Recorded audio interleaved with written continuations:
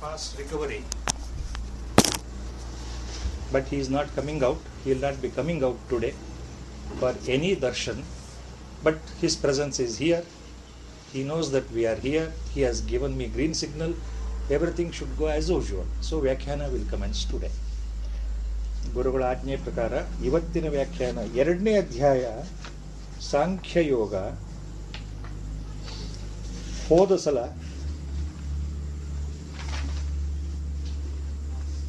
54ನೇ ಶ್ಲೋಕಕ್ಕೆ ನಿಂತಿತ್ತು.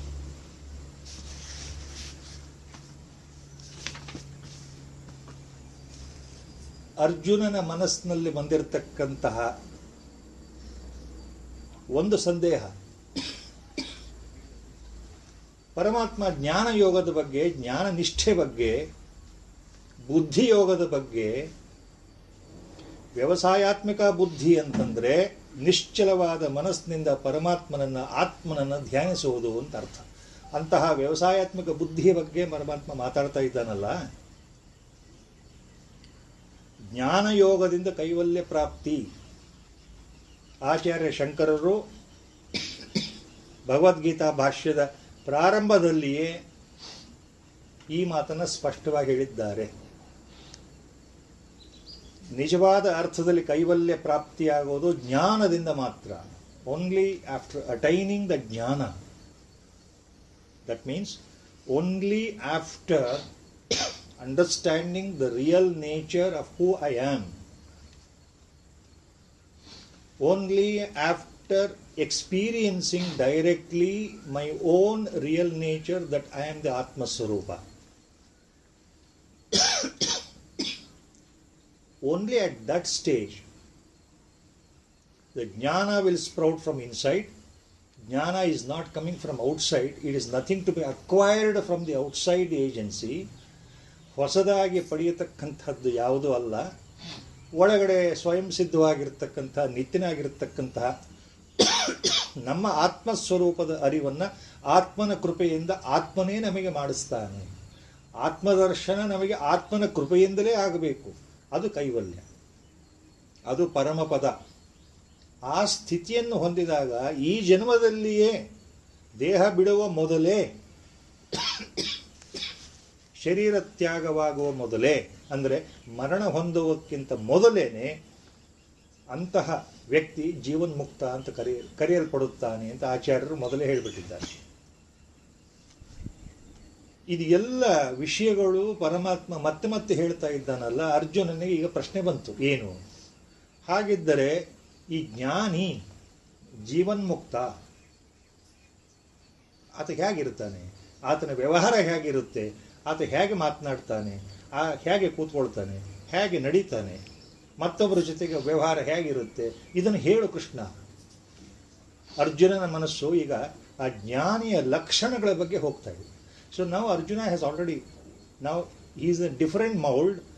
Now he wants to know what are the characteristics, features of a ಜ್ಞಾನಿ. What are those features by which we can identify that he is a ಜ್ಞಾನಿ. ಈ ಪ್ರಶ್ನೆ ಸ್ಥಿತಪ್ರಜ್ಞಸ್ಯ ಕಾ ಭಾಷಾ ಸಮಾಧಿಸ್ತಸ್ಯ ಕೇಶವ ಸ್ಥಿತದೀಹಿ ಕಿಂ ಪ್ರಭಾಷೇತ ಕಿಮಾಸೀತ ವ್ರಜೇತ ಕಿಂ. This is the question Arjuna is putting to Lord himself. Now this question is so important because next, the 55th shloka onwards in this second chapter, up to the end, when Lord declares that Esham Brahmi Sthitihi, now this is the actual position of a Jivan Mukta Jnani. So till that 72nd shloka, from 54th shloka to 71 shlokas, till the completion of the second chapter, now Lord himself is giving out what are the characters by which a person can be called, elevated to the position as a jnani himself. Who is a Mahatma? Who is a Siddha Purusha? Who is a Santa Purusha? Who is a Paramahamsa? All these things are there in the direction, in the description now Lord is giving. ಇಲ್ಲಿ ಮುಂದೆ ಬರೋ ಶ್ಲೋಕಗಳಲ್ಲಿ ಜ್ಞಾನಿಯ ಲಕ್ಷಣಗಳ ವರ್ಣನೆ ಇದೆ. ಜ್ಞಾನಿಯ ವ್ಯವಹಾರ ಹೇಗಿರುತ್ತೆ ಅಂದರೆ ಆತನ ಲಕ್ಷಣಗಳೇನು ಅಂತ. ಇದಕ್ಕೆ ಆಚಾರ್ಯರು ಏನು ಹೇಳ್ತಾರೆ ಅಂದರೆ, ಮುಂದಿನ ಈ ಶ್ಲೋಕಗಳು ಶುರುವಾಗುವ ಮೊದಲು ಆಚಾರ್ಯರು ಒಂದು ಮಾತು ಹೇಳ್ತಾರೆ. ಇದು ವಾಟ್ ಈಸ್ ದಟ್ ಆಚಾರ್ಯ ಸೇಸ್?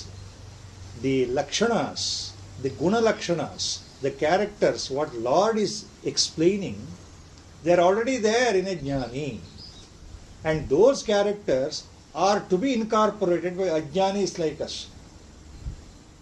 ಯಾರು ಜ್ಞಾನಿಗೆ ಸಹಜವಾದ ಗುಣಧರ್ಮಗಳಾಗಿದೆಯೋ, ಅವು ಲಕ್ಷಣಗಳಾಗಿದೆಯೋ, ಅದು ನಮಗೆ ಸಾಧನೆಯಾಗಿ ಆಗಬೇಕು, ನಾವು ಅದನ್ನು ಸಾಧಿಸಬೇಕು. ಯಾರು ಅಜ್ಞಾನಿಗಳು ಅನ್ನೋದು ಮುಖ್ಯವಾದ ಸಂದೇಶ ಅಂತ ಆಚಾರ್ಯರು ಹೇಳ್ತಾ ಇದ್ದಾರೆ. ಅದಕ್ಕೆ ಅವರ ವ್ಯಾಖ್ಯಾನ, ಹೌ ದಿ ಆಚಾರ್ಯ ನೌ ಗಿವ್ಸ್ ಎ ಸ್ಮಾಲ್ ವ್ಯಾಖ್ಯಾನ before we go to all the next ಶ್ಲೋಕಾಸ್ ಈಸ್: ಸರ್ವತ್ರೇವ ಹಿ ಆಧ್ಯಾತ್ಮಶಾಸ್ತ್ರೇ ಕೃತಾರ್ಥ ಲಕ್ಷಣಾನಿ ಯಾನಿ ತಾನ್ಯೇವ ಸಾಧನಾನಿ ಉಪದಿಶ್ಯಂತೆ ಯಾನಿ ಯತ್ನ ಸಾಧ್ಯಾನಿ ಸಾಧನಾನಿ ಲಕ್ಷಣಾನಿ ಚ ಭವಂತಿ ತಾನಿ ಶ್ರೀ ಭಗವಾನ್ ಉವಾಚ. ದಿ ಆಚಾರ್ಯಾಸ್ ಇಂಟ್ರೊಡಕ್ಷನ್ ಟು ದ ನೆಕ್ಸ್ಟ್ ಶ್ಲೋಕಾಸ್, ನೆಕ್ಸ್ಟ್ ಸೀರೀಸ್ ಆಫ್ ಶ್ಲೋಕಾಸ್. ಆಚಾರ್ಯ ಶಂಕರ ಭಗವತ್ಪಾದ ಸೇಸ್: ಸರ್ವತ್ರೈವ ಹಿ ಆಧ್ಯಾತ್ಮಶಾಸ್ತ್ರೇ ಕೃತಾರ್ಥ ಲಕ್ಷಣಾನಿ ಯಾನಿ ತಾನ್ಯೇವ ಸಾಧನಾನಿ ಉಪದಿಶ್ಯಂತೆ ಯಾನಿ ಯತ್ನ ಸಾಧ್ಯಾನಿ ಸಾಧನಾನಿ ಲಕ್ಷಣಾನಿ ಚ ಭವಂತಿ ತಾನಿ ಶ್ರೀ ಭಗವಾನ್ ಉವಾಚ. ಯಾವುದು ಜ್ಞಾನಿಗೆ ಸ್ವಯಂ ಲಕ್ಷಣವಾಗಿದೆಯೋ, ಯಾವುದು ಜ್ಞಾನಿಗೆ ಸಹಜವಾದ ಗುಣವಾಗಿದೆಯೋ, ಯಾವುದು ಜ್ಞಾನಿಯ ವ್ಯವಹಾರದಲ್ಲಿ ಸರ್ವೇ ಸಾಮಾನ್ಯವಾಗಿ ಕಾಣಬರುತ್ತೋ, ಅದು ನಮ್ಮಂಥವರಿಗೆ ಅಜ್ಞಾನಿಗಳಿಗೆ ದಾರಿದೀಪವಾಗಿದೆ. ನಮ್ಮಂತಹ ಅಜ್ಞಾನಿಗಳಿಗೆ ಅದು ಸಾಧನೆಯ ಲಕ್ಷಣಗಳಾಗಿದೆ. ಯಾರು ಕೃತಕೃತ್ಯರಾಗಿದ್ದಾರೋ, ಕೃತಾರ್ಥರಾಗಿದ್ದಾರೋ, ಜೀವನದಲ್ಲಿ ಇನ್ನೇನೂ ಅವರು ಸಾಧನೆ ಮಾಡಬೇಕಾಗಿಲ್ವೋ, ಯಾವ ಕರ್ಮದ ಸಂಘವೂ ಅವರಿಗಿಲ್ಲವೋ, ಅಂಥವರ ಲಕ್ಷಣಗಳನ್ನು ನಾವು ಅಳವಡಿಸ್ಕೊಳ್ಬೇಕು. ಅದು ನಮಗೆ ಮಾರ್ಗದರ್ಶನ ಅಂತ ಆಚಾರ್ಯರು ಹೇಳ್ತಾ ಇದ್ದಾರೆ. ದಟ್ ಇಸ್ ವಾಟ್ ಆಚಾರ್ಯ is hinting here.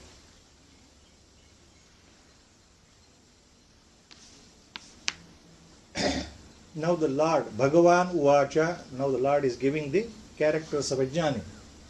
Shri Bhagavan Uvacha, Prajahati yada kaman sarvan partha manohagatan atmanyevatmana tushtaha sthita prajnastadochyate. Prajahati yada kaman sarvan partha manohagatan. First line is very clear. Lord is telling Partha, hey Arjuna, ಯದಾ ಮನೋಗತಾನ್ ಸರ್ವಾನ್ ಕಾಮಾನ್ ಪ್ರಜಹಾತಿ. ಪ್ರಜಹಾತಿ means giving up. ಪ್ರಜಹಾತಿ getting rid of, totally, ನಿರ್ವಿಶೇಷವಾಗಿ.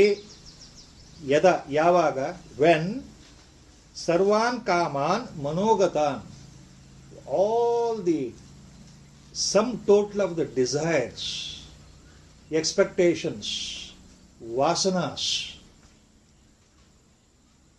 the feelings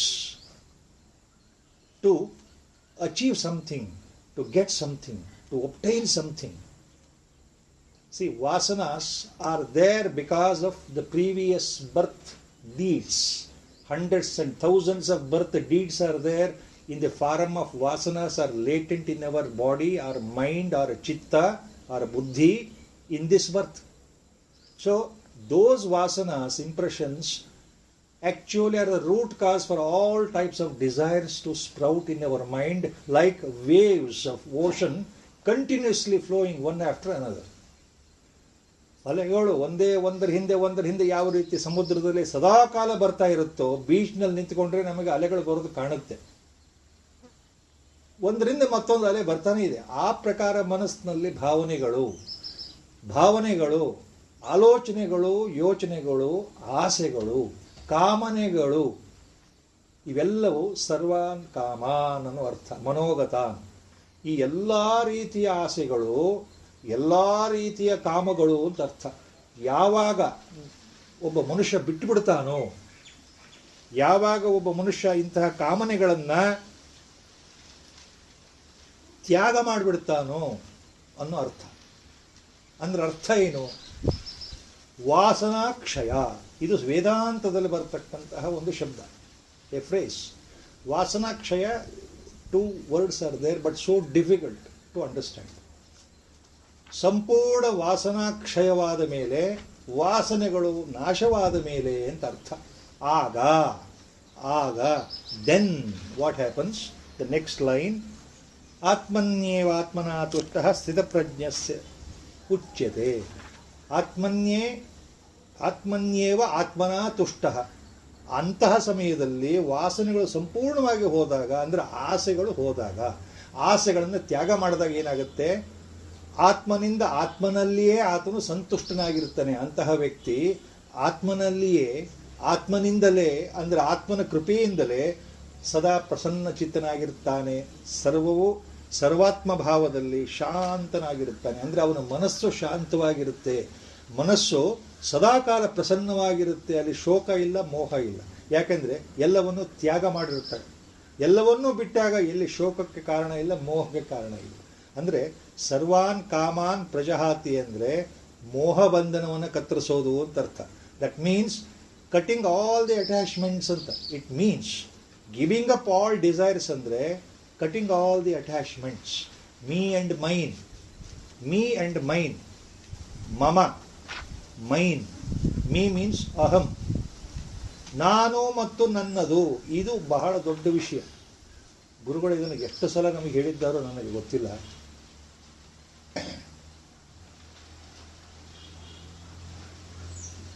ತುಂಬ ಹಿಂದೆ in the introduction to Bhagavad Gita Vyakhyana, one point was there. Now it is recollecting it by Guru's grace. Lord Krishna Paramatma, after the war, Mahabharata, 2 years after the war, again, before going to Dwarka, when the same Arjuna tells Lord that I have forgotten the Upadesha you gave me during the war, before the commencement. You gave me so much wonderful Upadesha, I forgot. So why don't you explain to me once again the same Upadesha? Then the Lord chides him. ನಿನ್ನಂಥ ಮೂರ್ಖನನ್ನು ನಾನು ನೋಡಲೇ ಇಲ್ಲಲ್ಲಪ್ಪ ಅರ್ಜುನ, ನಿನ್ನಂಥ ಮಂದಮತಿ ನೋಡಲೇ ಇಲ್ವಲ್ಲಪ್ಪ.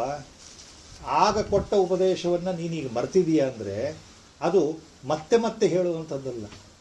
ಆಗ ತನ್ಮಯ ಭಾವದಿಂದ ಯೋಗಯುಕ್ತನಾಗಿ ಬ್ರಹ್ಮಜ್ಞಾನದ ರಹಸ್ಯವನ್ನು ನಿನಗೆ ಹೇಳಿದ್ದೆ ಅಂತ ಹೇಳ್ತಾನೆ ಕೃಷ್ಣ. ಯೋಗಯುಕ್ತನಾಗಿ ತನ್ಮಯ ಭಾವದಿಂದ ಬ್ರಹ್ಮಭಾವದಿಂದ ಬ್ರಹ್ಮ ಸ್ವರೂಪದ ಬಗ್ಗೆ ನಿನಗೆ ಹೇಳಿದ್ದೆ, ಅದು ನೀನು ಮರೆತು ಬಿಟ್ಟಿದ್ದೀಯಲ್ಲಪ್ಪ. ಮತ್ತೆ ಮತ್ತೆ ಅದನ್ನು ಹೇಳು ಅಂದರೆ ಹೇಗೆ ಸಾಧ್ಯ? How can I tell you the same thing again and again? You are really a fool. But anyway, since you are my closest, dearest among the Pandavas, I will tell you once again. So that is how Uttara Gita commences in Ashwamedha Parva Yaga. Ashwamedha Parva in the Mahabharata, once again Lord gives the Upadesham. That is called Uttara Gita or Anugita. Bhagavad Gita, whatever Upadesha is there by Lord, same Upadesha in different form, different shlokas, different wordings, it is there in Uttara Gita. This I had referred this. Finally, in the end, Upasamhara, by when Lord concludes the Upadesha there, one important advice he gives to Arjuna. Bahala important, the most important advice. The most important shloka is there. We have to always remember that. When you start reading Bhagavad Gita, we have to remember that there is a concluding Upadesha, Charama Satya, the final benediction Lord has given there, which applies to both this Bhagavad Gita Upadesha and also Uttara Gita Upadesha. You know what Lord says to Arjuna? Dvaksharam tu bhaven mrityu, traksharam brahma shashvatam, ಮಮೇತಿ ಸದಾ ಮೃತ್ಯು ನ ಮಮೇತಿ ಶಾಶ್ವತಂ. Lord says the 2-lettered word will always put you back in samsara. The 2-lettered word will bring you back to samsara. The 2-lettered word will put you in the cycle of birth and death. What is the 2-lettered word? mama. Three-lettered word will put you into Kaivalya. If you understand the three-lettered word and follow that, you will escape this bondage of samsara. You will escape the cycle of birth and death. You will never come back. What is that three-lettered word? Na mama. Mameti bhavet mrutyuhu na mameti na mama. Shashvatam. Shashvata pada. You will enter Kaivalya. You will enter Paramapada. You will enter Parandhama itself. You will never come back. Na punaravartate. You will not come back to life. So there he ultimately what Lord says, this word mama, that is attachment, due to moha, due to raga, due to that feeling of, oh, these are mine, these things are mine, these people are mine. So that mama, that attachment is the root cause. If you can give up that mama, you will enter Kaivalya. That is what Lord says there in Uttara Gita, Anu Gita. Final verse. Now you understand that here. Same thing he is telling here. Yada manogatan sarvakaman prajahati. If you can give up all your desires andre, including me and mine, ನಾನು ನನ್ನದು ಅಂತಕ್ಕಂತಹ ಮೋಹದಿಂದ ಏನೇನು ಆಸೆಗಳು ಬರುತ್ತೋ, ನನಗಿದು ಬೇಕು, ನನಗದು ಬೇಕು, ಇದು ಎಲ್ಲ ಥರದ ಆಸೆಗಳು, ಎಲ್ಲವೂ ಪರಮಾತ್ಮ ನಿನ್ನದೇ ಸ್ವತ್ತು, ಎಲ್ಲವೂ ನೀನೇ, ನಾನೇನೂ ಅಲ್ಲ, ನೀನು ಏನು ಆಡಿಸ್ತಾ ಇದ್ದೀಯೋ ಆ ರೀತಿ ಜೀವನ ನಡೀತಾ ಇದೆ, ನೀನು ಸೂತ್ರಧಾರ, ನಾನು ಗೊಂಬೆ. ಈ ಜೀವನದಲ್ಲಿ ಆಗ್ತಾ ಇರೋ ಘಟನೆಗಳು ನಿನ್ನ ಕೃಪೆಯಿಂದ ಆಗ್ತಾ ಇದೆ. ಆಗೋದೆಲ್ಲ ಒಳ್ಳೆಯದಕ್ಕೆ ಆಗ್ತಾ ಇದೆ. ಸುಖ ಬರಲಿ ದುಃಖ ಬರಲಿ ನನಗೆ ಸಂಬಂಧ ಇಲ್ಲ, ಮಾಡಿಸ್ತಾ ಇರೋ ನೀನು. ಬರ್ತಕ್ಕಂತಹ ದುಃಖವಾಗಲಿ ಸುಖವಾಗಲಿ ಅದಕ್ಕೆ ನನ್ನ ಪೂರ್ವಜನ್ಮದ ಪ್ರಾರಬ್ಧವೇ ಕಾರಣ ಹೊರತು ಬೇರೆ ಯಾರೂ ಹೊಣೆಯಲ್ಲ. ಆದ್ದರಿಂದ ಅಚಲವಾದ ಭಕ್ತಿ, ನಂಬಿಕೆ, ನಿಷ್ಠೆ, ಶರಣಾಗತಿಯಲ್ಲಿ ಇಟ್ಟಿದ್ದೇನೆ ಪರಮಾತ್ಮ, ನನ್ನನ್ನು ಸರಿಯಾದ ದಾರಿಯಲ್ಲಿ ನಡೆಸೋ ಅನ್ನೋ ಭಾವ ಇದೆಯಲ್ಲ, ಆಗ ಆಸೆಗಳು ತಾನಾಗಿ ಹೋಗ್ತಾ ಹೋಗುತ್ತೆ. ನಂಬಿಕೆ ಪರಮಾತ್ಮನಲ್ಲಿ ಕೂತಷ್ಟು ಆಸೆಗಳು ಕಮ್ಮಿ ಆಗುತ್ತೆ ಅಂತ ಅರ್ಥ. ಆಗ ಮನಸ್ಸು ಆತ್ಮನಲ್ಲೇ ಮುಳುಗೋದು ಅಂದರೆ ಸಮಾಧಿ ಸ್ಥಿತಿಗೆ ಬರುವಂಥದ್ದು. ಸಾಧನಾ ಮಾರ್ಗದಲ್ಲಿ ಬಲವಾಗಿ ಆ ಗುರು ಕೃಪೆಯಿಂದ ನಾವೇನು ಮುಂದೆ ನಡೀತಾ ಇದ್ದೇವಲ್ಲ, ಆ ಗುರು ಕೃಪೆಯೇ ನಮ್ಮನ್ನು ಕೊನೆಗೆ ಯಾವ ಘಟ್ಟಕ್ಕೆ ತೊಗೊಂಡು ಹೋಗುತ್ತೆ ಅಂದರೆ, only by Guru's grace. Always when I use the word guru, always remember the guru is inside. The guru himself is ಆತ್ಮ. Guru himself is Atma, Guru himself is the Guru, God. So there is no difference between Atma, God and Guru. All the three are one. So the same Guru is inside, the same Guru is outside in the form of physical Guru. So ಮನಸ್ಸು ಅವಾಗ ಆತ್ಮನಿಂದ, ಆತ್ಮನ ಕೃಪೆಯಿಂದ ಅಂದರೆ by Guru's grace, ಆತ್ಮನ್ಯೇವಾತ್ಮನ ತುಷ್ಟಃ, ಆತ್ಮನ ಕೃಪೆಯಿಂದ ಆತ್ಮನಲ್ಲಿಯೇ ಮನಸ್ಸು ಮುಳುಗತ್ತೆ ಅಂದರೆ ಅರ್ಥ ಏನು? Because of the grace of the Atma means because of the grace of the God or because of the grace of the Guru, mind dwells itself. The mind enters itself into your own real nature. At that moment, such a person is called Sthita Prajna. Sthita Prajna Uchyate. So that is the point.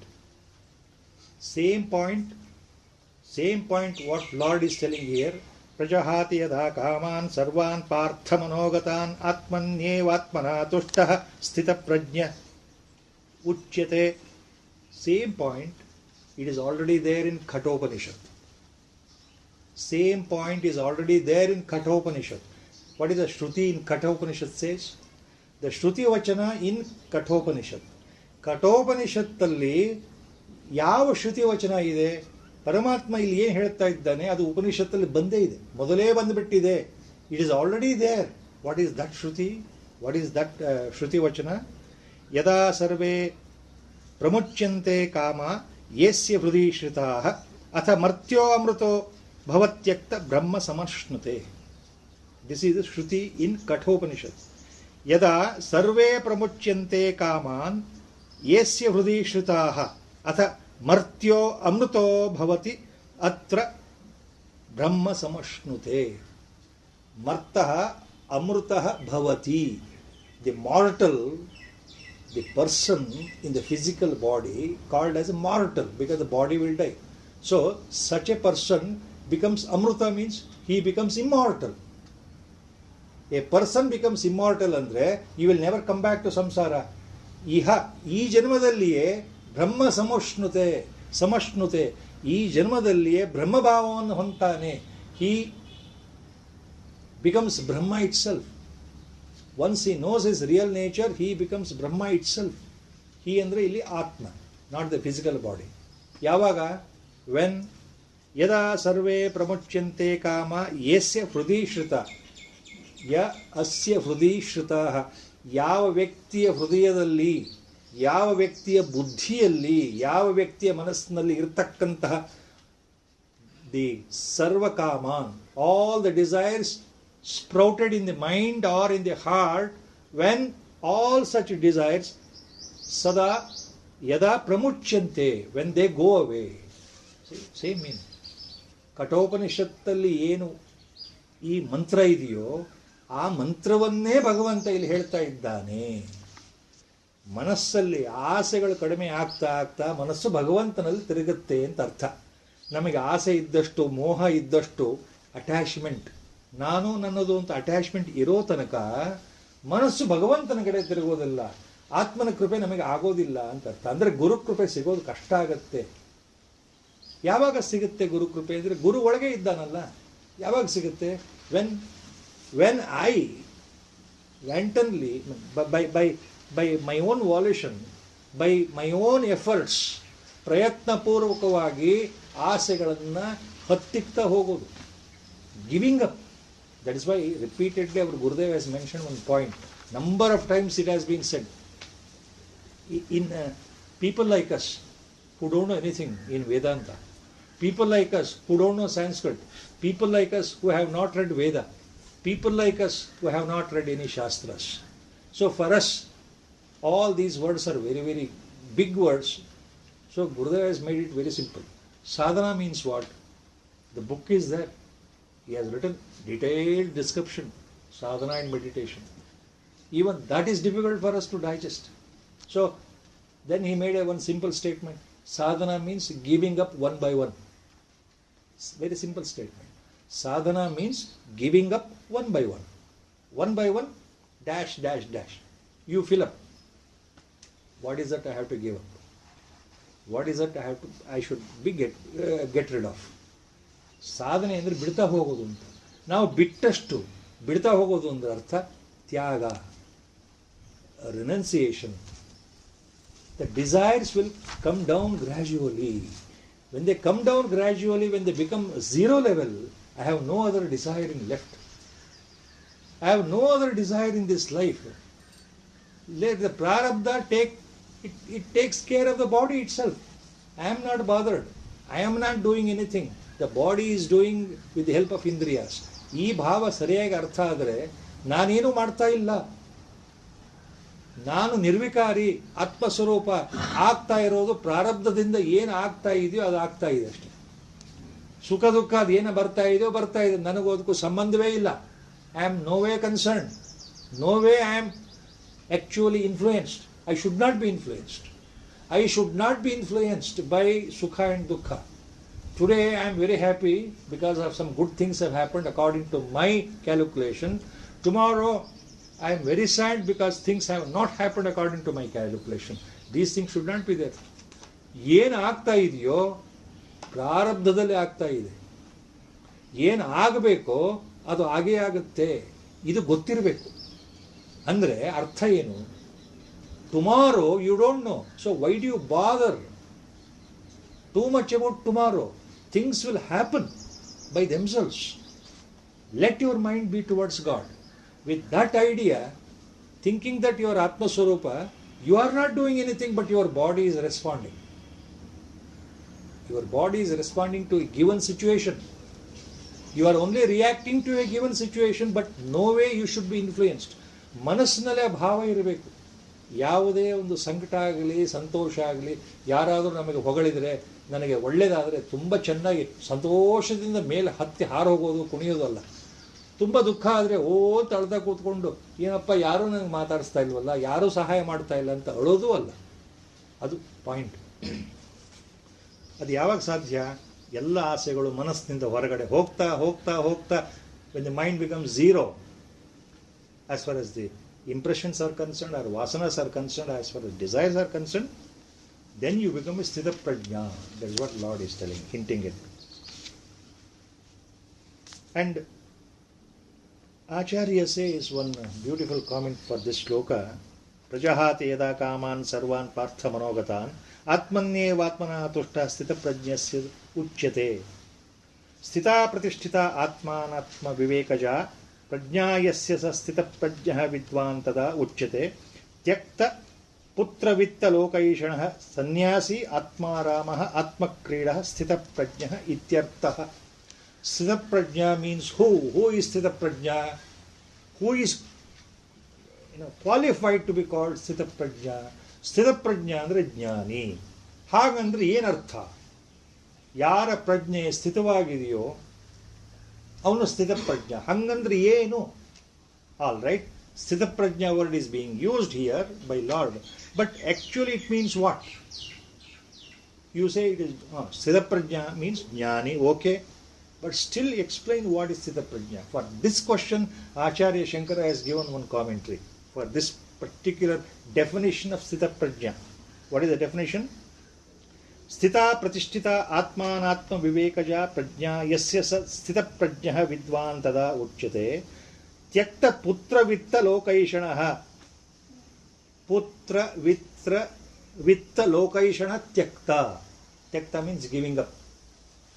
Tyakta putra vitta lokaishanah sannyasi atmaramah atmakridah sa sthita prajnah ityartha. Who is sthita prajna? One who is called atmarama, one who is called atmakrida. He is called sthita prajna. Why? Because putra vitta lokaishana tyakta, the one who has completely given up all the three yeshanas, three types of vasanas. Yeshana andre vasana. Three types of vasanas andre three types of basic desires. Basic desires. Three types. Yeshana. Yeshana means desire. Yeshana means vasana. What are the three types basic desires we have in our life? Putraishane or putraishana, vittaishana, lokaishana. Three. Yeshana traya it is called. ಯೇಷಣೆಗಳು ಯಾವ ಥರ ಇದೆ? ಮೂರು ಮುಖ್ಯವಾದ ವಾಸನೆಗಳು ನಮ್ಮಲ್ಲಿದೆ ಅಂತ ಆಚಾರ್ಯ ಹೇಳ್ತಾ ಇದ್ದಾರೆ. ಯಾವುದು ಮೂರು ಮುಖ್ಯವಾದ ವಾಸನೆಗಳು? ಲೋಕೈಷಣೆ ಅನ್ನೋದು ಒಂದು ವಾಸನೆ, ಪುತ್ರೈಷಣೆ ಅನ್ನೋದು ಒಂದು ವಾಸನೆ, ವಿತ್ತೈಷಣೆ ಅನ್ನೋದು ಒಂದು ವಾಸನೆ. ಪುತ್ರ, ವಿತ್ತ, ಲೋಕ. ಪುತ್ರೈಷಣೆ ಎಂದ್ರೆ ಅರ್ಥ ಏನು? ನಮಗೆ ಸಂತಾನ ಬೇಕು. ಪ್ರಜಾ ಮೀನ್ಸ್ ಸಂತಾನ. ನಮಗೆ ಸಂತತಿ ಬೇಕು. See, I am always interested to have my own progeny or offspring, my own children, sons and daughters. Why? I think if I don't have children, I will not go to heaven. One point. Second point, if I don't have children, who will look after me in my old age? Second point. Third point, if I don't have children, who is going to enjoy my property which I am making every minute, every day? So, I want children. Fourth point, if my children are there, my race will continue, my clan will continue. ಮಕ್ಕಳು ನಮಗೆ ಯಾಕೆ ಬೇಕು? ವಂಶೋದ್ಧಾರ, ವಂಶಾಭಿವೃದ್ಧಿ. ನನ್ನ ವಂಶ ಆಚಂದ್ರಾರ್ಕವಾಗಿ ಮುಂದೆ ಹೋಗ್ತಾ ಇರಬೇಕು, ಅದಕ್ಕೋಸ್ಕರ ಮಕ್ಕಳು ಬೇಕು. ನನ್ನ ಉದ್ಧಾರಕ್ಕೆ, ನನ್ನ ಆಸ್ತಿ ಪಾಸ್ತಿ ರಕ್ಷಣೆಗೆ ಮಕ್ಕಳು ಬೇಕು. ನನಗೆ ಒಳ್ಳೆಯದಾಗಬೇಕು, ನನಗೆ ಸ್ವರ್ಗಲೋಕ ಪ್ರಾಪ್ತಿಯಾಗಬೇಕು, ಅದಕ್ಕೆ ಮಕ್ಕಳು ಬೇಕು. ವೃದ್ಧಾಪ್ಯದಲ್ಲಿ ನಾನು ನೋಡ್ಕೊಳ್ಳೋಕ್ಕೋಸ್ಕರ ನನಗೆ ಮಕ್ಕಳು ಬೇಕು. ಇವೆಲ್ಲ ಭಾವನೆಗಳಿದೆ. ಸೊ ಪುತ್ರೈಷಣ is the most basic desire. Love towards progeny, desire to have progeny. Karmakanda of the Vedas always speak about this. A man without praja, a man without offspring, a man without progeny is as good as he is dead. Na putrasya gatir nasti. Please remember, Veda says, this is what earlier Lord hinted. Don't be fooled by such words in Karmakanda. Na putrasya gatir nasti. That means if you don't have praja, if you don't have progeny, there is no sadgati, you are as good as dead. Gone case. See, this is the argument in the Karmakanda. And people, that is why, see, putra ishune. They are enamored. Always they are hanking upon. Always the desire to have children. What is then Vitta ishune? Vitta refers to wealth. Vitta refers to wealth. Vitta andre Aishwarya, Bhoga, Dhana. The wealth, you are more interested. Every one of us, we are interested. There is nobody on the earth who can say, I am not interested. At least for 2 meals per day, we require money for that. So money is required. But we are more interested to have wealth, accumulation. ನಮಗೆ ಎಷ್ಟಿದ್ರು ನಮಗೆ ಇನ್ನೂ ಬೇಕು. There is no end. There is no line. There is no Lakshman Rekha in my life. Till I die, I would like to earn more and more and more and more and more. ಅದು ವಿತ್ತೈಷಣೆ. Desire to acquire more wealth. Why? Every one of us, we know why we want wealth. So let me not go into the details. That is vittaishane. What is lokaishane? Third one, basic desire. Lokaishane means most important. Once you acquire a lot of wealth, once you are well placed in your life, ಏನಾಗ್ತದೆ? Then you want to enjoy the power. You want to enjoy power, dominate over others. You want people to respect you. You want people to clap at you. You want people to be your servants. You want people to exactly listen to what you say. You always think you are right and others are wrong and people have to accept it. ಇದೆಲ್ಲ ಲೋಕದಲ್ಲಿ ಪ್ರಸಿದ್ಧಿ, ಲೋಕದಲ್ಲಿ ಕೀರ್ತಿ, ಪ್ರಪಂಚದಲ್ಲಿ ನಾನು ಅಂದ್ರೆ ಯಾರು? ದೊಡ್ಡ ವ್ಯಕ್ತಿ. ಎಲ್ಲರೂ ನನಗೆ ತಲೆಬಾಗಬೇಕು, ಎಲ್ಲರೂ ನಮಸ್ಕಾರ ಮಾಡಬೇಕು, ನಾನು ಹೇಳೋದಾಗೆ ಕೇಳಬೇಕು, ನಾನು ಹೋದಲ್ಲಿ ಬಂದಲ್ಲಿ ಎಲ್ಲರೂ ಕೈ ಮುಗಿದು ನಿಂತ್ಕೊಳ್ಬೇಕು, ನನ್ನ ಹೊಗಳ್ತಾ ಇರಬೇಕು, ನನ್ನ ಮೂರ್ತಿಗಳನ್ನ ಮಾಡಿ ಅದಕ್ಕೆ ಮಾಲೆ ಹಾಕ್ತಾ ಇರಬೇಕು, ನಾನು ಸತ್ತೋದ್ರೂ ನನ್ನ ಮೂರ್ತಿ ಇರಬೇಕು, ಇಂಥವರಿದ್ರು, ಇಂಥವರಿದ್ರು ಅಂತ ಹೆಸರು ಬರಬೇಕು, ಕೀರ್ತಿ ಬರಬೇಕು, ನಾನು ಪ್ರಸಿದ್ಧ ವ್ಯಕ್ತಿ ಆಗಬೇಕು, ಜಗತ್ತಿನಲ್ಲಿ ನಾನು ಪ್ರಸಿದ್ಧನಾಗಬೇಕು. I want to be a celebrity. I want to have all the power in my hand. That is lokaishana. Basic 3 desires, basic 3 types of kamana, basic 3 types of vasanas. ಯಾರನ್ನೂ ಬಿಟ್ಟಿಲ್ಲ ಇದು. ಸ್ವಲ್ಪ ಹೆಚ್ಚು ಸ್ವಲ್ಪ ಕಡಿಮೆ. See, the percentage, the degree may differ from person to person, the perception, but these 3 are always there. Nobody wants to be a slave. Everybody wants to be a boss. You ask anybody. Nobody will say, I want to be a slave. Nobody will say, I don't want money. Like that. So these 3 yeshanas are the 3 basic vasanas. That is what Acharya is telling here. So when you give up these 3 yeshanas, tyakta, putra vitta lokaishanaha, then when you give up andre, you are not interested in these things. Then you become a total renunciate. Then you become a sannyasi. Sannyasi means you are totally a renunciate person. ತ್ಯಾಗದ ಮೂರ್ತಿ. ಯಾವುದು ನನಗೆ ಬೇಡ ಅನ್ನೋ ಭಾವ ಇದೆಯಲ್ಲ, ಅದು ತ್ಯಾಗದ ಸಂಕೇತ. You are sacrificing. You don't want. You have no desires. Then you become a sannyasi by itself. That is the point. ಅವಾಗೇನಾಗುತ್ತೆ?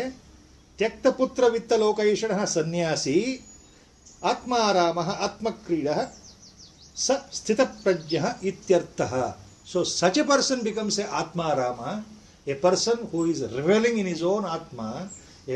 ಯಾರು ತನ್ನ ಸ್ವರೂಪ ದರ್ಶನ, ಆತ್ಮದರ್ಶನದಿಂದ ಸಂತುಷ್ಟನಾಗಿದ್ದಾನೋ, ಆತ್ಮನಲ್ಲಿಯೇ ಕ್ರೀಡಿಸ್ತಾ ಇದ್ದಾನೋ, ಅಂದರೆ ಆಲ್ವೇಸ್ ಇಮ್ಮರ್ಸ್ಡ್ ಇನ್ ದಟ್ ಸಮಾಧಿ ಸ್ಥಿತಿ, he is called Sthita Prajna. His prajna is one-pointed, totally stabilised, totally balanced ಅಂತ ಅರ್ಥ. ಸ್ಥಿತಪ್ರಜ್ಞ, ದಟ್ ಇಸ್ ದ ಮೀನಿಂಗ್.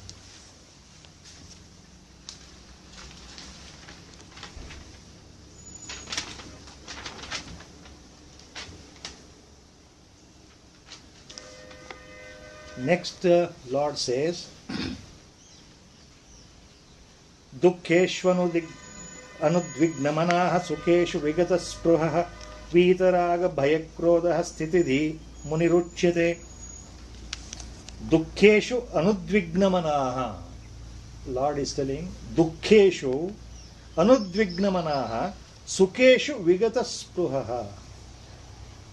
ದುಃಖ ಬಂದಾಗ, ಕಷ್ಟ ಬಂದಾಗ, ಸಂಕಟಗಳು ಬಂದಾಗ ಯಾರು ಉದ್ವಿಗ್ನತೆ ಇಲ್ಲದೆ, ಕಳವಳ ಇಲ್ಲದೆ, ಮನೋಭ್ರಾಂತಿ ಇಲ್ಲದೆ ಇರ್ತಾನೋ,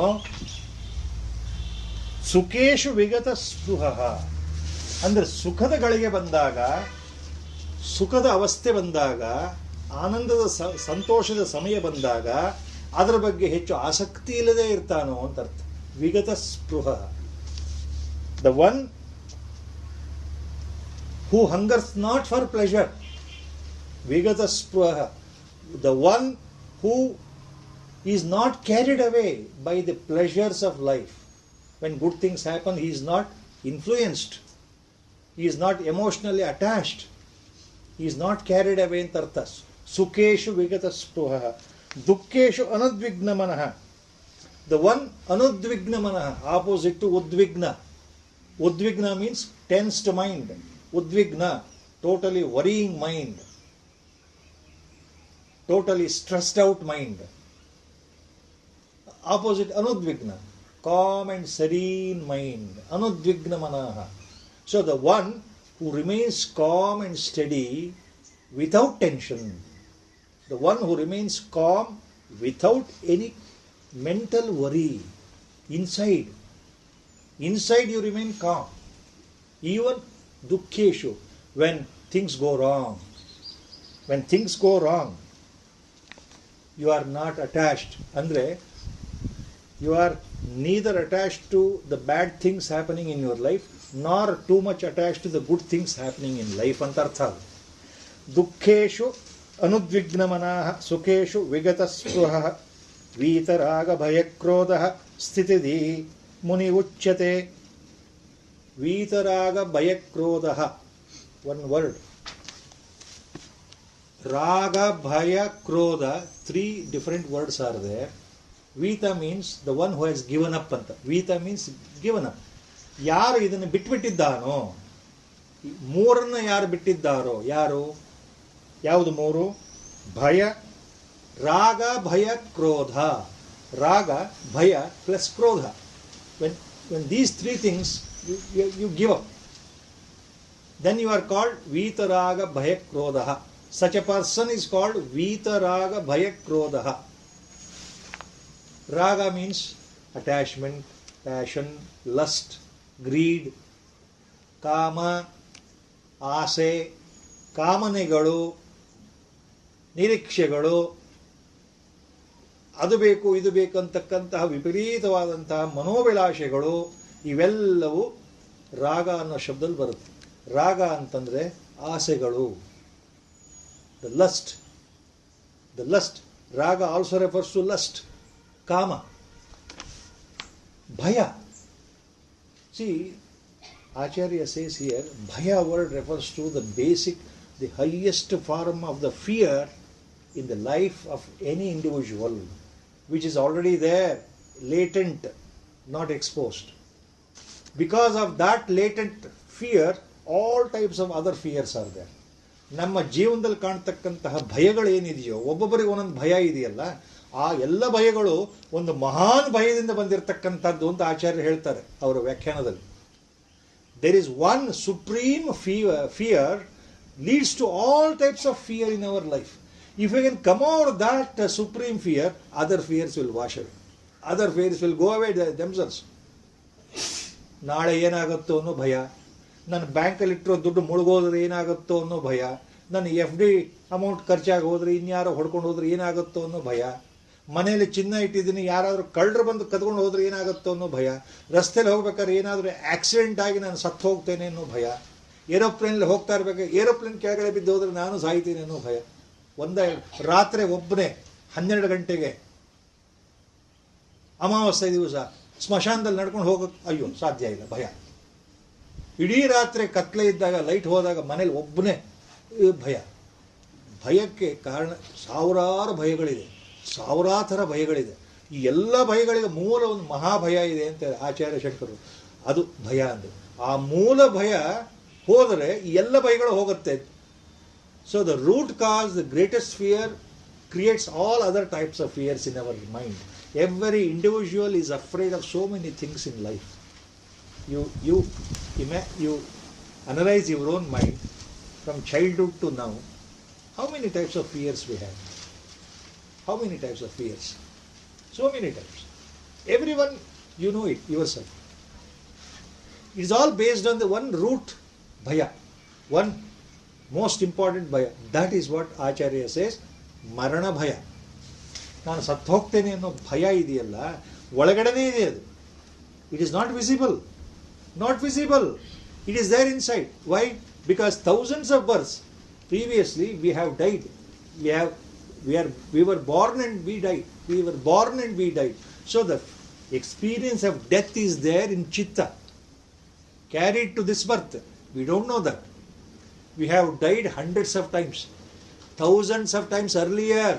ಹಿಂದಿನ ನಮ್ಮ ಹಿಂದಿನ ಜನ್ಮಗಳಲ್ಲಿ ಪ್ರತಿ ಜನ್ಮದಲ್ಲೂ ಸತ್ತಿದ್ದೇವೆ. ಸಾವಿನ ಅನುಭವ ಆಗಿದೆ, ಮರಣದ ಅನುಭವ ಆಗಿದೆ. ಅದು ಚಿತ್ತದಲ್ಲಿ ಉಳಿದಿರುತ್ತೆ. ಅದು ಮಹಾಭಯ. ಆ ಸಾವಿನ ಭಯವೇ ಹೊರಟೋದ್ರೆ ಜೀವನದಲ್ಲಿ ಯಾವ ಭಯವೂ ಇರೋದಿಲ್ಲ ಅಂತ ಅರ್ಥ. ಅದು ರಾಗ, ಭಯ, ಕ್ರೋಧ, anger sprouts because when things don't happen according to my calculation. ನಾನು ಅನ್ಕೊಂಡಂಗೆ ಯಾವ ಕೆಲಸ ಆಗದೆ ಇದ್ದಾಗ ನನಗೆ ಸಿಟ್ಟು, ಕ್ರೋಧ, ಕೋಪ. When it happens, when things don't go according to your calculation, ಸಿಟ್ಟು ಬರುತ್ತೆ. ಸೊ ಈ ಮೂರನ್ನು ಯಾರು ಗೆದ್ಕೊಂಡಿದ್ದಾರೋ, ರಾಗ, ಭಯ, ಕ್ರೋಧ, the one who has given up all these three is called ವೀತರಾಗ ಭಯಕ್ರೋಧ. Such a person is called ವೀತರಾಗ ಭಯಕ್ರೋಧ. Vita means giving up. So such a person is called Sthitidihi Muni Uchyate. Such a person is called Siddha Prajnanadantaha Muni. Such a person is called a Jnani or a Muni. That's what Lord is telling here. So a person, Sthitidihi Muni Uchyate means a person with equanimity of mind. A person who has given up all types of attachments, who has actually, he has got rid of anger, lust and fear.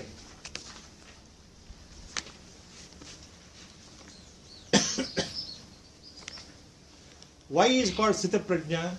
Because whether good things happen or bad things happen, Rangapriya Mahaswamigal in his Vyakhana tells about this point. Why is called Sthita Prajna or Muni? Because ದುಃಖ ಒದಗಿದಾಗ, ಅಪಘಾತ ಬಂದಾಗ, ನೋವು ಬಂದಾಗ, ತೊಂದರೆ ಬಂದಾಗ ಒಬ್ಬ ಜ್ಞಾನಿಗೆ, ಸ್ಥಿತಪ್ರಜ್ಞನಿಗೆ ಮನಸ್ಸಿನಲ್ಲಿ ಶಾಂತವಾಗಿರುತ್ತಾನೆ. Inside he is totally serene and com.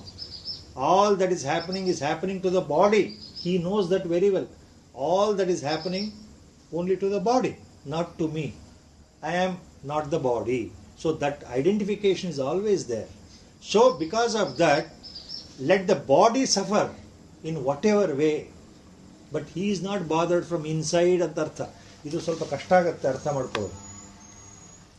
Rangapriya ಸ್ವಾಮಿಗಳು ಹೇಳ್ತಾರೆ, ಅವರು ಉದಾಹರಣೆ ಕೊಡ್ತಾರೆ. What the example he gives is, when you are traveling in a chariot, if there is an accident, the chariot breaks down, you are not perturbed very much because your body is safe. Only the wheel of the chariot is broken down. Then you will say, oh, the chariot is broken down. I am safe. So ರಥದಲ್ಲಿ ಹೋಗ್ತಾ ಇರತಕ್ಕಂಥ ರಥಿಕನಿಗೆ ಏನಾದರೂ ಅಪಘಾತ ಆಗಿ ರಥಕ್ಕೇನಾದರೂ ತೊಂದರೆ ಆದರೆ, ರಥ ಕಳಚಿ ಬಿದ್ದರೆ, ರಥದ ಚಕ್ರ ಮುರಿದು ಹೋದರೆ, ಆ ರಥಿಕ ಏನು ಹೇಳ್ತಾನೆ? ರಥದ ಗಾಲಿ ಬಿದ್ದು ಹೋಗಿದೆ, ರಥಕ್ಕೆ ಜಖಮ್ ಆಗಿದೆ, ರಥಕ್ಕೆ ಮುರಿದು ಹೋಗಿದೆ, ರಥ ಕೆಳಗೆ ಬಿದ್ದು ಮುರಿದು ಹೋಯಿತು, ನನಗೇನೂ ಆಗಲಿಲ್ಲ. ಹಾಗೆ ಜ್ಞಾನಿ ಹೇಗಿರ್ತಾನೆ? ದೇಹಕ್ಕೆ ತೊಂದರೆ ಆದರೂ, ದೇಹಕ್ಕೆ ನೋವಾದರೂ, ಅಥವಾ ಪ್ರತಿಕೂಲ ಪರಿಸ್ಥಿತಿ ಬಂದರೂ, ಅಥವಾ ಅನುಕೂಲ ಪರಿಸ್ಥಿತಿ ಬಂದರೂ, ಇದು ನನಗೆ ಸಂಬಂಧಪಟ್ಟಿದ್ದಲ್ಲ, ಇದು ದೇಹಕ್ಕೆ ಸಂಬಂಧಪಟ್ಟಿದ್ದಷ್ಟೇ. ಪ್ರಾರಬ್ಧದಲ್ಲಿ ದೇಹ ಇರೋದರಿಂದ ಇದು ದೇಹ ಸಂಬಂಧಪಟ್ಟಂಥದ್ದು ಅಂತ ಅವನು ನಿರಮ್ಮಳವಾಗಿರ್ತಾನೆ. ನಿರ್ವಿಕಾರಿಯಾಗಿ ಮನಸ್ಸಿನಲ್ಲಿ ಸದಾ ತೃಪ್ತ ಭಾವದಿಂದ, ಶಾಂತ ಭಾವದಿಂದ ಇರ್ತಾನೆ. ಆದ್ದರಿಂದ ಅವನು ಮುನಿ, ಆತನು ಸ್ಥಿತಪ್ರಜ್ಞ ಅನ್ನೋ ಅರ್ಥ ಹೇಳ್ತಾ ಇದ್ದಾರೆ.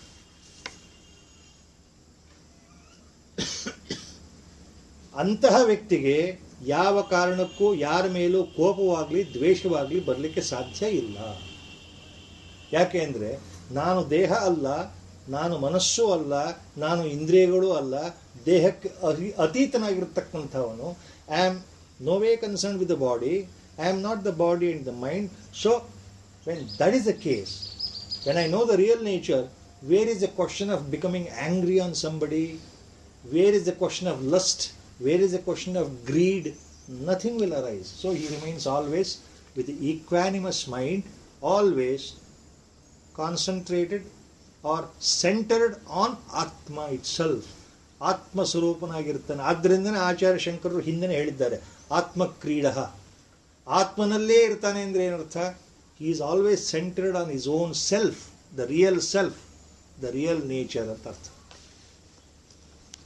Next shloka, how the same jnani behaves, how the sthitaprajna behaves. Lord says,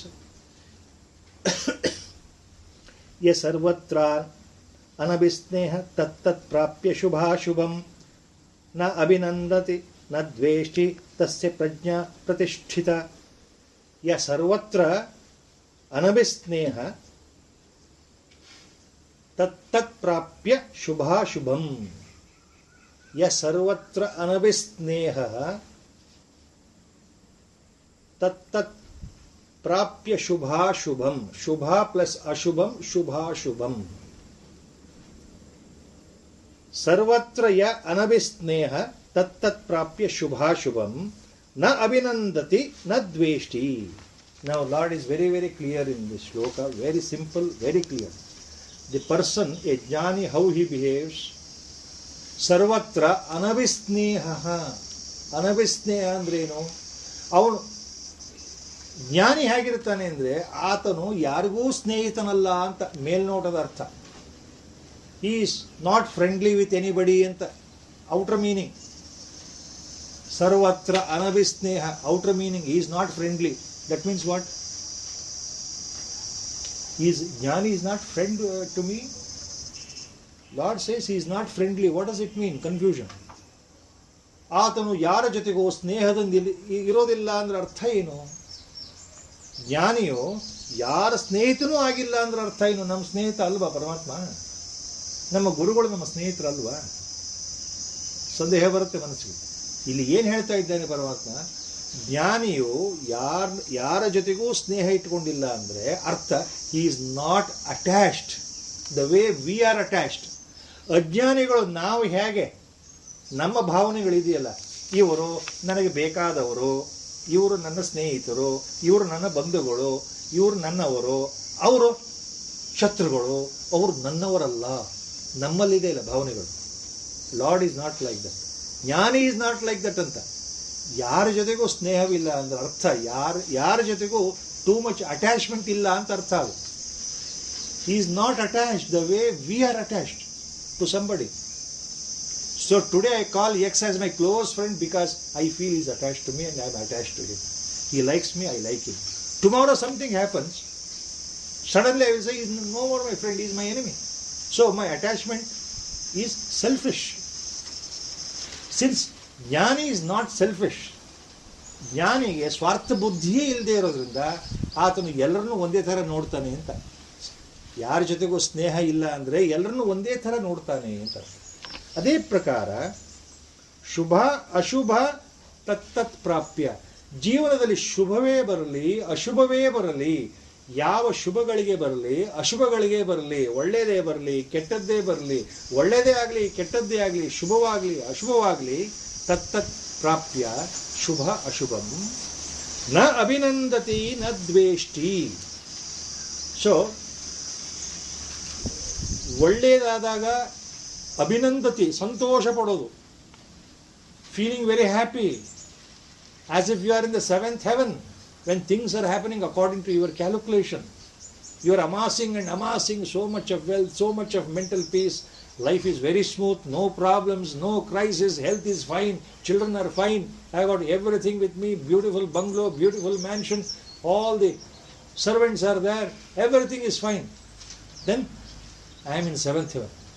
Next moment something happens, then immediately I start weeping. If somebody scolds me, I will start hating him. If somebody troubles me, then I will remember, I will hate him till I die. ನಮಗೆ ಯಾರಾದರೂ ತೊಂದರೆ ಕೊಟ್ಟರೆ ತಕ್ಷಣ ನಮಗೆ ಕೋಪ ಬರುತ್ತೆ, ಸಾಯೋವರೆಗೂ ಕೋಪ. ಅವನಿಂದ ನಾನು ಹಾಳಾದೆ, ಅವನು ನನಗೆ ಕೆಟ್ಟ ಕೆಲಸ ಮಾಡ್ದ, ಅವನು ನನಗೆ ತೊಂದರೆ ಕೊಟ್ಟ. See, these are the points in our life. So either we feel happy, ಅಭಿನಂದತಿ, ಆರ್ ದ್ವೇಷ್ಟಿ. Either I am very happy with my friends, or dveshti means I start hating somebody. So a jnani tat prapya shubha ashubham na abhinandati na dveshti. So neither he is attached to anybody too much, nor he sprouts his anger to anybody. ಆತನು ಯಾರನ್ನೂ ದ್ವೇಷ ಮಾಡೋದಿಲ್ಲ, ಯಾರನ್ನೂ ಅತಿಯಾಗಿ ಪ್ರೀತಿಸೋದಿಲ್ಲ, ಎಲ್ಲರನ್ನೂ ಒಂದೇ ಥರ ಕಾಣ್ತಾನೆ ಅಂತ ಅರ್ಥ. That means he looks upon everyone equally with the same respect. For a jnani, there is no good person, there is no bad person. There is no good individual or a bad individual. All are same to him. Only we consider and classify, oh, he is a good man, he is a bad man. ನಾವು ತಾರತಮ್ಯ ಮಾಡ್ತಾ ಇರೋದು ನಾವು. ಇವನು ಬಹಳ ಒಳ್ಳೆಯವನು, ಇವನು ಬಹಳ ಕೆಟ್ಟವನು. ಜ್ಞಾನಿಗ ಯಾವ ಭಾವನೆಗಳು ಇಲ್ಲ ಅಂತ ಅರ್ಥ. ಅಂಥವನು ನಿಜವಾದ ಜ್ಞಾನಿ. ನ ಅಭಿನಂದತಿ ನ ದ್ವೇಷ್ಟಿ ತಸ್ಯ ಪ್ರಜ್ಞಾ ಪ್ರತಿಷ್ಠಿತ. ಆತನ ಪ್ರಜ್ಞೆ ಸ್ಥಿರವಾಗಿದೆ. His mind is balanced, his prajna is balanced, he is in the equanimity mode, he is always concentrated, his mind is only geared up towards Atma. He is Brahma Bhava only, he is Brahma Swarupa only. Such a person is a jnani. That is what Lord is hinting at.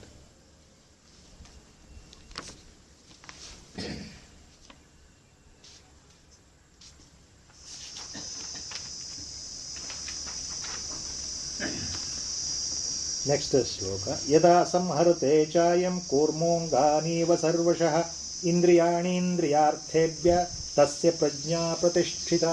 Second time, the second charana, the same phrase Lord is using. Tasya prajna pratisthita. Previous also the same thing.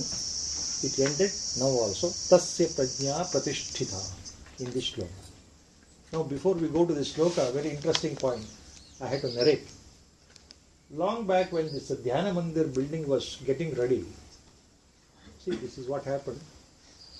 And Gurudev intended that you have seen near the door, main door, facing north,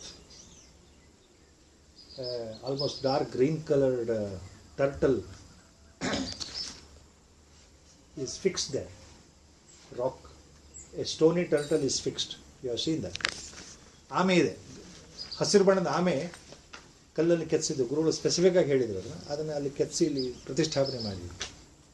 so after the inauguration everything over, in the beginning days when the function was there, some people came to me.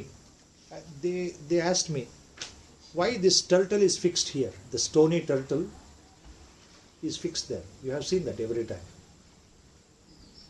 Suddenly I didn't know the correct answer.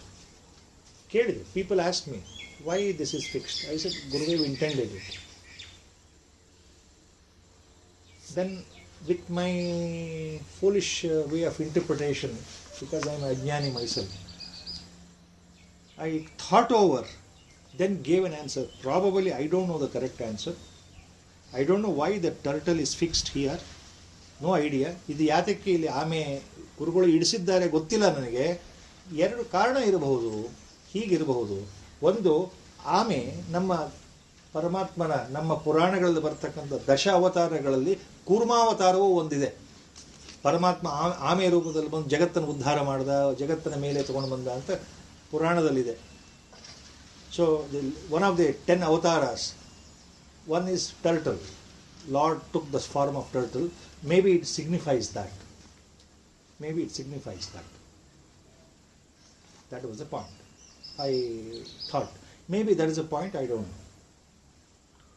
Then, after that everything is over, after 1 or 2 months, casually, suddenly, I remembered this point later, after 1 or 2 months, not same day.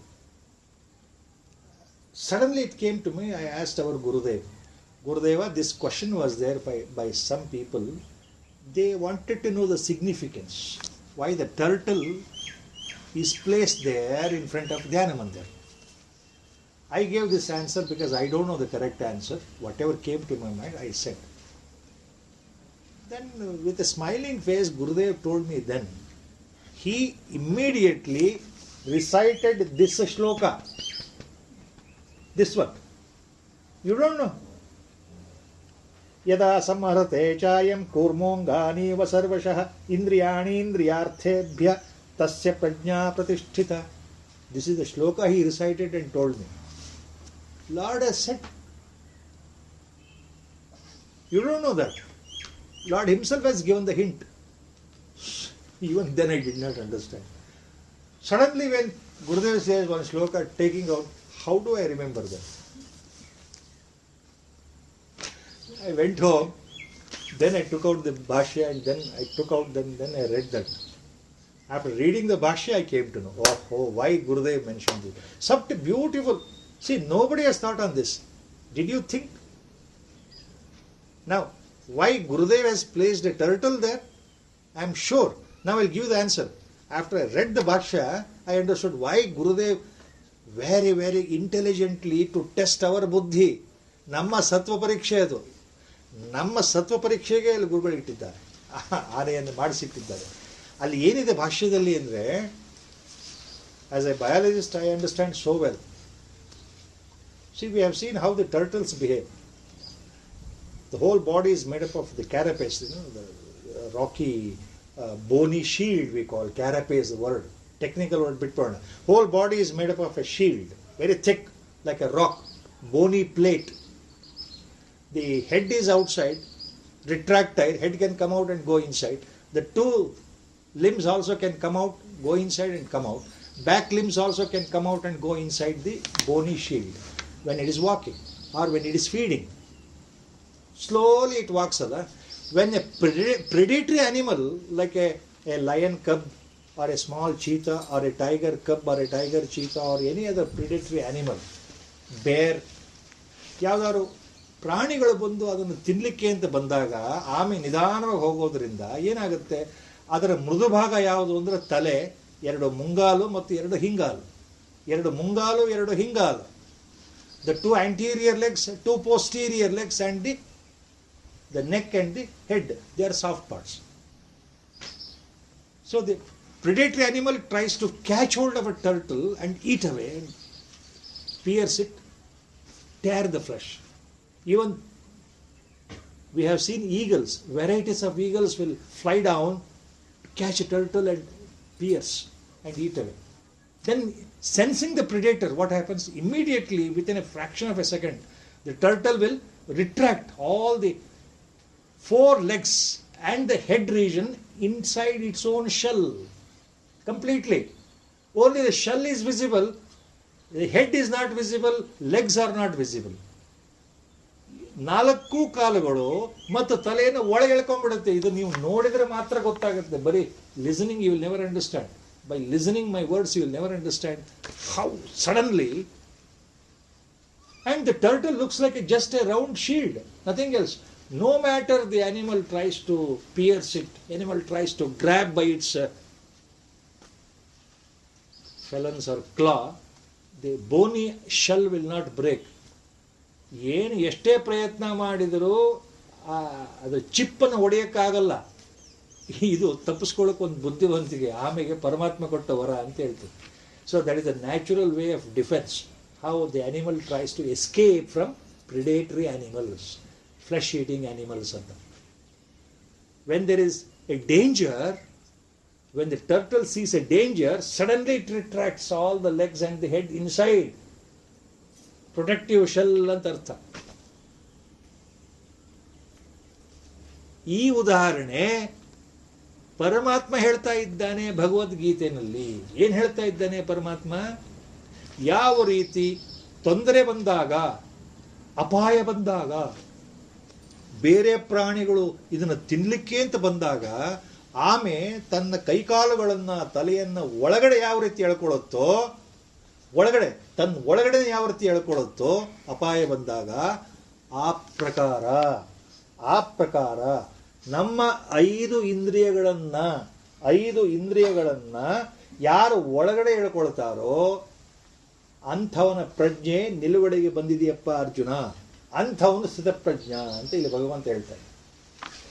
ಯಾವ ರೀತಿ ಆಮೆ ತನ್ನ ಕೈಕಾಲುಗಳನ್ನು ಒಳಗೆಳ್ಕೊಳ್ಳುತ್ತೋ ಆ ರೀತಿ ನಿಮ್ಮ 5 ಇಂದ್ರಿಯಗಳನ್ನು ನೀವು ಒಳಗೆಳ್ಕೊಂಡ್ರೆ ನೀವು ಸ್ಥಿತಪ್ರಜ್ಞ. So that is the hint I am giving. That is what Gurudev said. That turtle should always remind you that your 5 senses, you are all slaves. Try to control it. Try to control your sense. Try to bring your sense back into your mind. Don't be a slave, but be a master of your senses. To give you that indication, the turtle is placed. That's what Gurudev said. Till that point, I never knew why the turtle is placed. So, this is the shloka. ಯದಾ ಸಂಹರತೆ ಚ ಅಯಂ ಕೂರ್ಮ ಅಂಗಾನಿವ ಸರ್ವಶಃ ಯದಾ ಕೂರ್ಮ ಸಂಹರತೆ ಇಂದ್ರಿಯಾಣಿ ಇಂದ್ರಿಯಾರ್ಥೇಭ್ಯ ತಸ್ಯ ಪ್ರಜ್ಞಾ ಪ್ರತಿಷ್ಠಿತಾ. In the same way, when all the 5 basic sense organs, that means we are influenced by sense organs alla, but when you control your sense organs ಅಂತ ಅರ್ಥ. ಒಳಗೆ ಎಳ್ಕೊಳ್ಳೋದು ಅಂದ್ರೆ ಅರ್ಥ ಏನು? Have a control over your 5 sense organs. 5 sense organs basic, have a control on that ಅಂತ ಅರ್ಥ. ಆವಾಗ ಏನಾಗುತ್ತೆ? Mind is under control. That is what Lord is hinting it. ಯದಾ ಸಂಹರತೆ ಚ ಅಯಂ ಕೂರ್ಮ ಅಂಗಾನಿವ ಸರ್ವಶಃ ಇಂದ್ರಿಯಾಣಿ ಇಂದ್ರಿಯಾರ್ಥೇಭ್ಯ ತಸ್ಯ ಪ್ರಜ್ಞಾ ಪ್ರತಿಷ್ಠಿತಃ. So, this is the shloka I always remember why Gurudev hinted by way of a example, placing turtle there, and I never knew the correct meaning till Gurudev told me about it. Later, of course, I told those gentlemen who had put me the question, so this is exactly what Gurudev hinted at. So that is how Siddhaprajna Lakshanas are continuing. Vyakhyana is continuing by Lord himself on the nature of a jnani. By Guru's grace, by his sankalpa, we are stopping it today. And before we stop, one more point. As usual, prasadam will be given here. And only a short duration, there will be Sri Ram, Jai Ram, Jai Jai Ram bhajan here. After that, we have to go to the dining hall. So with the Prarthana Shloka, we are concluding. Vasudeva ಸುತಂ ದೇವಂ ಕಂಸಚಾಣೂರಮರ್ದನಂ ದೇವಕೀ ಪರಮಾನಂದಂ ಕೃಷ್ಣಂ ವಂದೇ ಜಗದ್ಗುರುಂ ಮೂಕಂ ಕರೋತಿ ವಾಚಾಲಂ ಪಂಗುಂ ಲಂಘಯತೆ ಗಿರಿಂ ಯತ್ಕೃಪಾತಮಹಂ ವಂದೇ ಪರಮಾನಂದಮಾಧವಂ ನಾರಾಯಣಂ ನಮಸ್ಕೃತ್ಯ ನರಂ ಚೈವ ನರೋತ್ತಮಂ ದೇವೀಂ ಸರಸ್ವತೀಂ ವ್ಯಾಸಂ ತತೋ ಜಯಮುದೀರಯೇತ್.